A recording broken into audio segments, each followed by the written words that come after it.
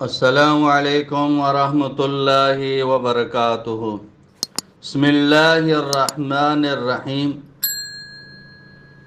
ایک بہن کا سوال ہے کہ 3 بھائیوں نے 5 بہنوں کو میراث میں ان کا حق نہیں دیا ہے، اس بارے میں شریعت کا کیا حکم ہے؟ اس کا جواب یہ ہے کہ واضح رہے کہ والدین کے انتقال کے بعد ان کے ترکے میں جس طرح ان کی نرینہ اولاد کا حق اور حصہ ہوتا ہے، اسی طرح بیٹیوں کا بھی اس میں شرعی حق و حصہ ہوتا ہے۔ والدین کے انتقال کے بعد ان کے ترکے پر بیٹوں کا خود تنہا قبضہ کر لینا اور بہنوں کو ان کے شرعی حصے سے محروم کرنا ناجائز اور سخت گناہ ہے۔ بھائیوں پر لازم ہے کہ بہنوں کا ان کا حق و حصہ اس دنیا میں دے دیں، ورنہ آخرت میں دینا پڑے گا اور آخرت میں دینا آسان نہیں ہوگا۔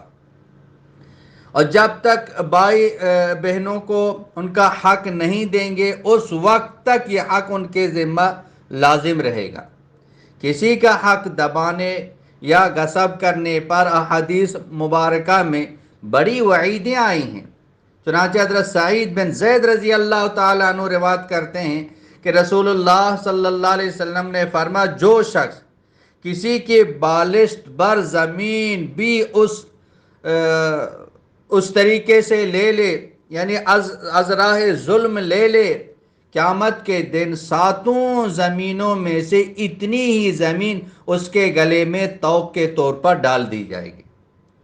ایک اور حدیث میں ہے کہ حضرت انس رضی اللہ تعالیٰ عنہ روایت کرتے ہیں کہ رسول اللہ صلی اللہ علیہ وسلم نے فرمایا، جو شخص اپنے وارث کی میراث کاٹے گا، یعنی اس کا حصہ نہیں دے گا، تو اللہ تعالیٰ قیامت کے دن اس کی جنت کی میراث کاٹ لے گا۔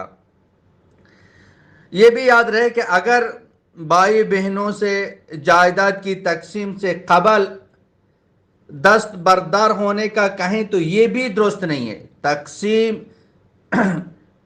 تقسیم جائیداد سے پہلے کسی وارث کا اپنے شرعی حصے سے بلا عوض دست بردار ہو جانا شرعاً یہ معتبر نہیں ہے۔ البتہ ترکہ تقسیم ہو جائے، ہر ایک وارث اپنے حصے پر قبضہ کرنے کے بعد اپنا حصہ خود اپنی خوشی سے جس کو دینا چاہے دے سکے گا۔ لیکن اگر بھائیوں کے یا خاندانی یا معاشرتی دباؤ کی وجہ سے بہنوں سے ان کا حق معاف کرا لیا جائے تو بھائیوں کے لیے اس حصے کو لینا یہ وہ حلال نہیں ہوگا۔ واللہ اعلم بالصواب۔ مولانا عبد الحکیم اسحاق کے بیانات کے لیے حکیم اسحاق آفیشل کو سبسکرائب کریں۔ مولانا عبد الحکیم اسحاق۔